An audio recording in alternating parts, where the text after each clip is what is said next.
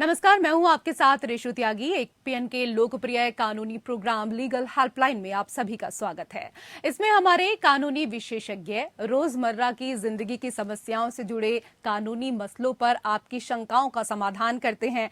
आज हम आपको जानवरों पर अत्याचार रोकने से जुड़े कानून की जानकारी देंगे। हम अपने घरों में पालतू जानवर तो रखते हैं, लेकिन जाने अनजाने में उनके साथ कई बार ऐसे सलूक करते हैं जो कि अपराध की श्रेणी में आता है। इसकी हमें सजा भी मिल सकती है। इसी तरह हमारे आसपास घूमने वाले जानवरों के साथ भी हमारा व्यवहार बहुत मायने रखता है। वहीं आवारा कुत्ते भी एक समस्या हैं। जानवरों पर हो रहे अत्याचार को रोकने के लिए भारत सरकार ने वर्ष 1972 में भारतीय वन्य जीव संरक्षण अधिनियम पारित किया था। इसका मकसद वन्य जीवों के अवैध शिकार, मांस और खाल के व्यापार पर रोक लगाना था। इसमें वर्ष 2003 में संशोधन किया गया, जिसका नाम भारतीय वन्य जीव संरक्षण संशोधित अधिनियम 2002 रखा गया। आज हम आपको जानवरों पर अत्याचार रोकने से जुड़े कानून की जानकारी देंगे। हमारे साथ जुड़े हैं कानूनी विशेषज्ञ अधिवक्ता परमानंद पांडे जी। सर, आपका बहुत बहुत स्वागत है हमारे खास कार्यक्रम में। तो परमानंद पांडे जी, आपको आज जानवरों से जुड़े कानून के बारे में जानकारी देने वाले हैं। अगर आपका इस विषय से जुड़ा कोई भी सवाल है तो आप फोन करके राय ले सकते हैं। हमारा फोन नंबर है 01206127 और एक और नंबर जो आपके टीवी स्क्रीन पर चल रहा है उसको भी आप डायल कर सकते हैं। दूसरा नंबर है 0120612798। सवाल आपके सामने है। जानवरों के उत्पीड़न पर कानूनी जानकारी अगर आप भी लेना चाहते हैं तो आप हमें कॉल कर सकते हैं। फोन लाइंस खुल चुकी हैं।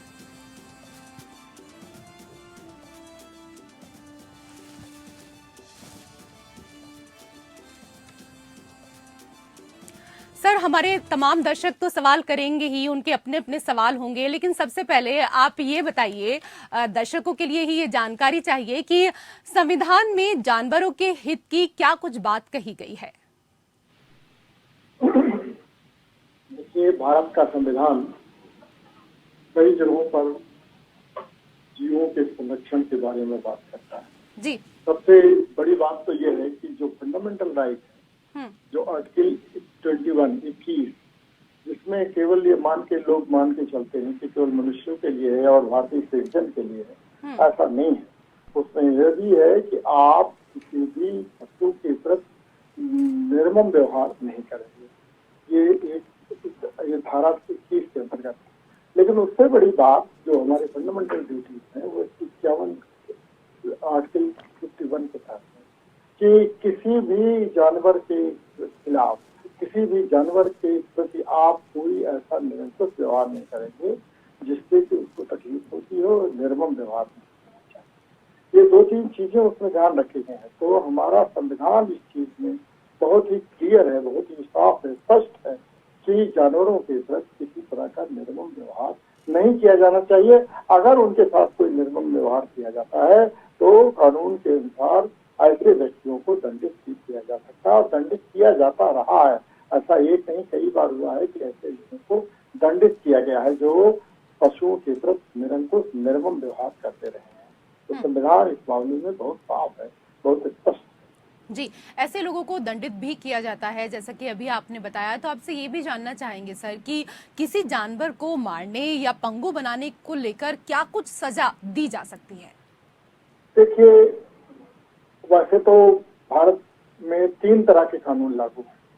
एक आईपीसी, जिसको इंडियन पिनल कोड कहते हैं, एक वाइल्ड लाइफ के बारे में आपने ध्यान अभी बताया जी, और एक ऐसा कानून कि जिससे लेकर के पशुओं पर कोई क्रुएलिटी अगेंस्ट एनिमल, ये लेकर के इस पर एक कानून है। तो 3 तरह के कानून चलते हैं काम।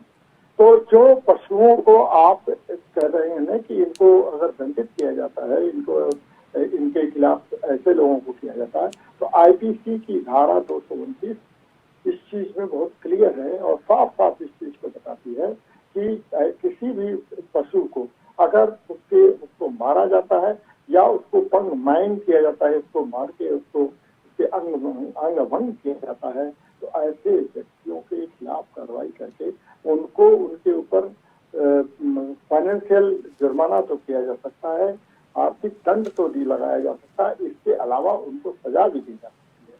तो ये दोनों धाराओं के तहत किसी में तो यह है कि 10 रुपए के जीव का है तो उसका जुर्माना बहुत कम रखा गया है, लेकिन अगर जीव जानवर कीमत ज्यादा है तो उस पर जुर्माना ज्यादा रखा गया है। और दंड भी इसी ढंग से है कि कई लेटर के 3 महीने से लेकर के 5 वर्ष तक की सजा का प्रावधान है।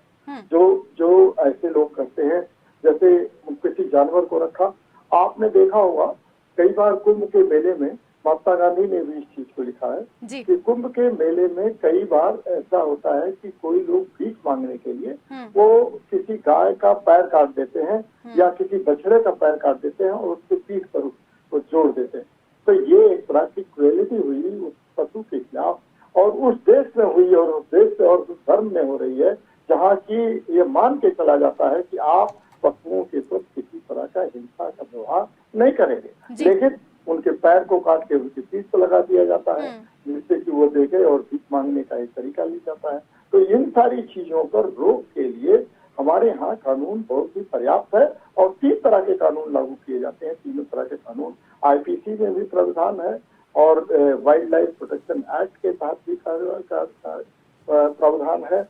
इसके अलावा जो है हमारे साथ ये भी देखा जाता है कि कोई जो हम प्रोटेक्शन एक्ट के तहत है जो जो जो, जो पशु हैं, जो पालतू पशु हैं चाहे किसी भी तरह के पशु हैं, उनके प्रोटेक्शन उनकी सुरक्षा के लिए भी हमारे यहाँ 3 तरह के कानून हमारे यहाँ पर हैं, ये सर आपने जानकारी दी। लेकिन ये भी बताइए कि किसी जानवर को अगर बेसहारा छोड़ दिया जाता है तो क्या उसके लिए भी सजा होती है? जी, अगर किसी जानवर को बेसहारा छोड़ दिया जाता है, यहाँ तक कि उसको भूख प्यास से मारा जाता है, प्यास के भी बात अगर, तो ऐसे व्यक्तियों के खिलाफ कार्रवाई होगी और ये कानून के तहत प्रावधान है कि ऐसे व्यक्तियों के संरक्षण के लिए जो व्यक्ति उनको बेसहारा छोड़ देता है और ले जाकर के आजकल तो गांव में ऐसा हो गया सामान्य तौर पर कि जब तक दुधारू गाय होती है, भैंसें होती है, तब तक तो उनको रखते हैं अपने पास, लेकिन जैसे ही वो दूध देना बंद कर देती हैं वो उनको छोड़ देते हैं। ये कानून में पूरी तरह से एक अपराध है और इस अपराध की जानकारी उनको दी जानी चाहिए जो इस ढंग का कृत्य करते हैं। क्योंकि आप देखिए सड़कों पर चलते हुए देखिए कि ऐसी गायें जब तक वो दूध देती हैं, ऐसी भैंस, ऐसे जानवर जब तक वो काम में लाए जा सकते हैं तब तक तो लोग अपने घर पर रखते हैं, उनको चारा पानी देते हैं, लेकिन जैसे ही उनकी उपयोगिता खत्म हो जाती है सड़कों पर उनको खुला छोड़ दिया जाता है। बिल्कुल सही कहा आपने सर। कुछ उनके साथ दुर्घटनाएं होती हैं। बिल्कुल, जब तक गाय दूध देती है तब तक वो गैया रहती है, तब तक वो मैया रहती है, और जब दूध देना बंद कर देती है तो उसके बाद उसको छोड़ दिया जाता है बेसहारा। सर, मेरा सवाल आवारा कुत्तों को लेकर भी है कि आवारा कुत्तों से जुड़े क्या कुछ कानूनी प्रावधान हैं, वो भी हमारे दर्शकों को बताएं। देखिए, आवारा कुत्तों के प्रति जो हमारे कानून में हमारे यहाँ जो रखा गया है कानून, स्टैट्यूट बनाया गया है, संविधान तो नहीं लेकिन स्टैट्यूट की प्रोविजन है कि आप किसी आवारा कुत्ते को ऐसे नहीं, या अगर वो मान लीजिए कई काटने वाले, कई बार आप देखेंगे कि आवारा कुत्ते अपने क्षेत्र में ही होते हैं, इसी नाते आवारा कुत्ते अगर किसी क्षेत्र में रहते हैं, दूसरे क्षेत्र का अगर कुत्ता भी आता है तो भौंकने लगते हैं, या व्यक्ति भी जाता है तो ढंग से भौंकने लगते हैं। अगर इस ढंग के आवारा कुत्तों का अगर आतंक मचा हुआ है तो आप इस चीज को म्युनिसिपैलिटी में और जगहों पर अधिकारियों से बात करिए और उनको बताइए कर्मचारियों से कि इस ढंग का है और वो उनके पर रोकने का प्रयास करेंगे। लेकिन ऐसा नहीं है कि आवारा कुत्तों के नाम पर आप उनको हत्या कर दें, उनको मार दें, उनको पीट दें। इस पर भी हमारे यहाँ रोक लगी हुई है कि आप किसी भी आवारा कुत्ते के नाम पर किसी भी कुत्ते को आप मार नहीं सकते, किसी को पीट नहीं सकते हैं, शिक्षण का काम नहीं कर सकते हैं। हालांकि इसकी जानकारी आप अधिकारियों को दे करके उनसे मुक्त हो सकते हैं, उनसे आप सुरक्षा प्राप्त कर सकते हैं। ऐसी स्थिति कानून में हमारे यहाँ रखी। सर, कई सारे सवाल हैं हमारे पास आज। ये भी बताइए कि जानवरों को स्लॉटर या मारने पर क्या कुछ कानूनी प्रावधान है? देखिए, आप कुछ दिन पहले जो आप आई थिंक इस ढंग की खबरें सुनती होगी कि कई जगह लोग विरोध में कहते हैं कि हम सड़कों पर काट देंगे। जी, ऐसा कतई नहीं हो सकता है। जो लोग इस ढंग का काम करते हैं उनको तुरंत दंडित करने का अधिकार है और उनको जेल और उनको आर्थिक सजा भी, आर्थिक दंड भी लगाया जा सकता है। इस नाते इस ढंग का साफ साफ कानून है कि आप उनका स्लॉटर जो है ओपन में नहीं कर सकते हैं। वो उनका एक निश्चित जगह पर जहाँ स्लॉटर हाउस बनाए गए हैं वहीं पर स्लॉटर किए जा सकते हैं और स्लॉटर की विधि भी बताई गई है। ऐसा नहीं है कि जिस ढंग से चाहे आप उनको स्लॉटर कर दें, नहीं, स्लॉटर करने के तरीके भी बताए गए हैं कि आप इस ढंग का क्रूर अमानवीय व्यवहार उनके साथ मत करिए कि आप उनका गला रेत रेत करके मारिए और काटिए। नहीं, कई कई धर्मों में ऐसा लिखा हुआ है कि आप उनके साथ ऐसा व्यवहार कर सकते हैं कि उनका मांस खाया जा सकता है। नहीं, आपको करने के लिए देखना पड़ेगा कि कानून में किस तरह का प्रावधान रखा गया है और किन जगहों पर रखा गया है। निश्चित जगहों पर रखा जा सकता है, वहां जहाँ पानी की पूरी पर्याप्त सुविधा होगी, जहाँ और तरह की सुविधाएं होगी, उन्हीं स्लॉटर हाउस से उनको स्लॉटर किया जा सकता है। और ऐसे नहीं है कि जहाँ चाहें और आप उसको स्लॉटर करते जाएं। और स्लॉटर करने का एक तरीका होता है, उस तरीके के अनुसार ही किया जा सकता है, अन्यथा दंड मिलने का प्रावधान पूरी तरह से कानून में है। सर, सवाल अब ये है कि आवारा कुत्तों से जुड़े क्या कानूनी प्रावधान हैं? क्या हाउसिंग सोसाइटी से ऐसे कुत्तों को निकाला जा सकता है? कैसे उन पर अंकुश लगे? देखिए, हाउसिंग सोसाइटी में बच्चे, बूढ़े, तमाम सारे लोग आते रहते हैं, गेटेड होती है, वो गेट बने हैं। तो निश्चित तौर पर अगर आवारा कुत्ते उसमें घुसते हैं तो उनका काटने का डर बना रहता है। ऐसी स्थिति में कई मुकदमे हो चुके हैं, एक नहीं कई मुकदमे कोर्ट तक पहुंच गए और कोर्ट ने उनका एक पूरी तरह से आदेश दिया है कि सोसाइटी इस चीज की व्यवस्था करेगी कि आवारा कुत्ते अगर वहां पर घुसते हैं तो उनको वहां से निकलवाया जाए और निकलवा करके उनको सुरक्षित स्थानों पर म्यूनिसिपैलिटी के लोग उसको रखें।